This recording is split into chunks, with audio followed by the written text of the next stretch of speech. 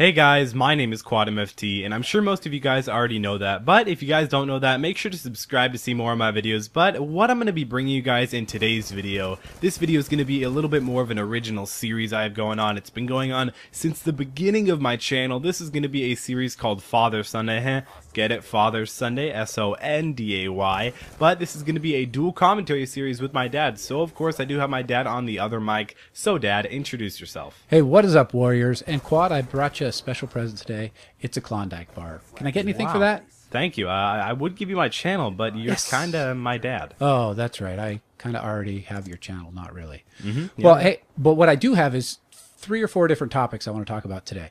One is my new thought about the PS4 versus the Xbox One. All right, always interesting. And game modes, how to keep things fresh. Okay. And then new maps coming soon. And then the MLG tournament currently going on as we record. As we record, I was just Anaheim. watching it probably a few minutes ago. Yeah, so we got to hustle through this so we can watch the end of that. All right, so my thought that I had about the PS4 versus the Xbox One, there's a lot of guys who are loyal to their console, and I don't understand that. If you're going to buy a new console, why stay loyal? Because I think the big mistake that Sony and Microsoft are making is that their games won't be backwards compatible. So if they were backwards compatible, you'd want to stay with the same console no matter what. That is true, but I mean, when you think you kind of...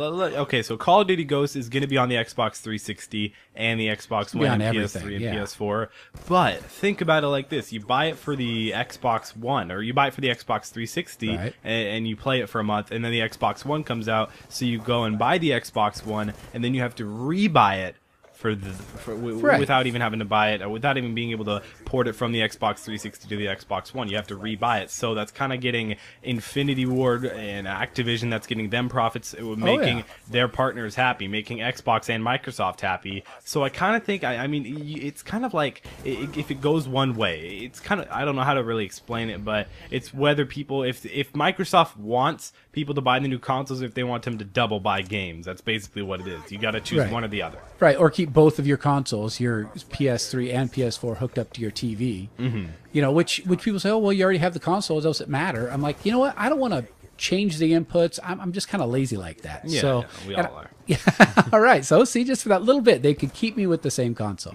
Okay. So we lost Arms Race. That was a sad update. That's sad. I always loved Arms Race. I mean, I don't know if they're going to bring it back, because right now I know we do have a select Nuketown 2025 playlist, but if they do bring back Arms Race, I think that'd be really cool, because I don't know why they only had it for about a month and a half, maybe 2 months, but it was a good game mode. It was like amped up TDM. I could get my streak super fast. I used to do all my Black Ops 2 live game modes and that was just a ton of fun, because it was so fast paced. I could get an orbital VSAT like 6 kills, and it was definitely worth it. I wish they still had it. Well, and I think new game modes keep things fresh. Like, what was the last one in MW3 where you turned into the enemy team and everybody ended up on the same one? It wasn't the enemy team, but you were a big juggernaut. It was MITD, Money in the Dank. Oh, yeah. That was fun. I got an 89 gun streak in that. Oh my gosh. Well, that's what I think. I think things are, stay fresh when you have new game modes. When they take them away, I don't understand it. Yeah, exactly. So how do you keep things fresh? Are you doing like any new games or anything like that? Well, right now, the thing that you're looking at on the screen, the gameplay that you guys are looking at, is going to be some pretty impressive league play gameplay.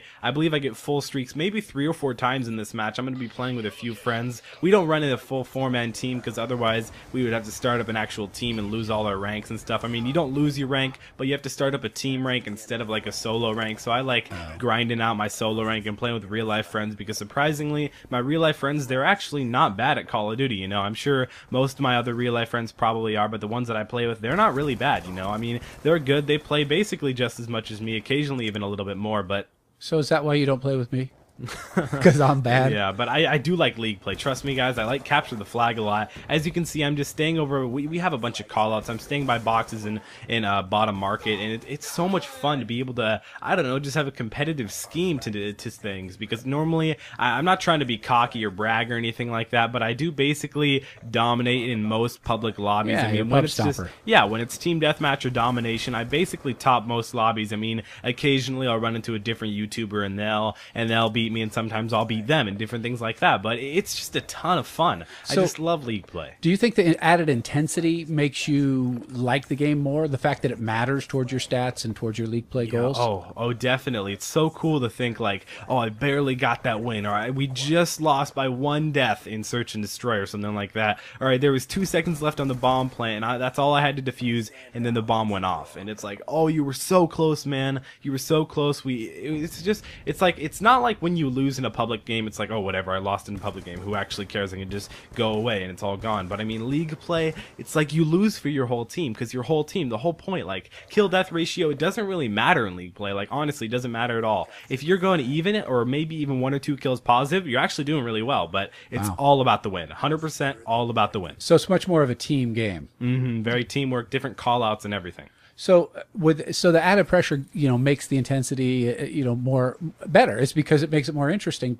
How would you feel if you were on the MLG stage, like those guys who are in Anaheim right now? I probably feel a little bit stressed. I mean, maybe. Well, I feel like I do pretty well in like stressful situations. I don't do like crazy well, but I don't do like crazy bad either. It's like public speaking, you do okay, and that's stressful. Yeah. I mean, exactly. Public speaking's always been somewhat of a strong point. Yeah, exactly. But it's like, I don't know. I don't really understand it. Like, I feel like I would get so stressed in Call of Duty because people are like, "What are you good at?" And I'm like, I play football. I'm pretty good at public speaking. I have YouTube, but people are like, I kind of pride myself in being pretty good at Black Ops 2. I'm pretty good at Call of Duty. I know it's kind of a dumb thing to pride yourself in because I'm not like amazing. I'm not like Optic Nade Shot or anything like that. But really, it's just like, I don't know.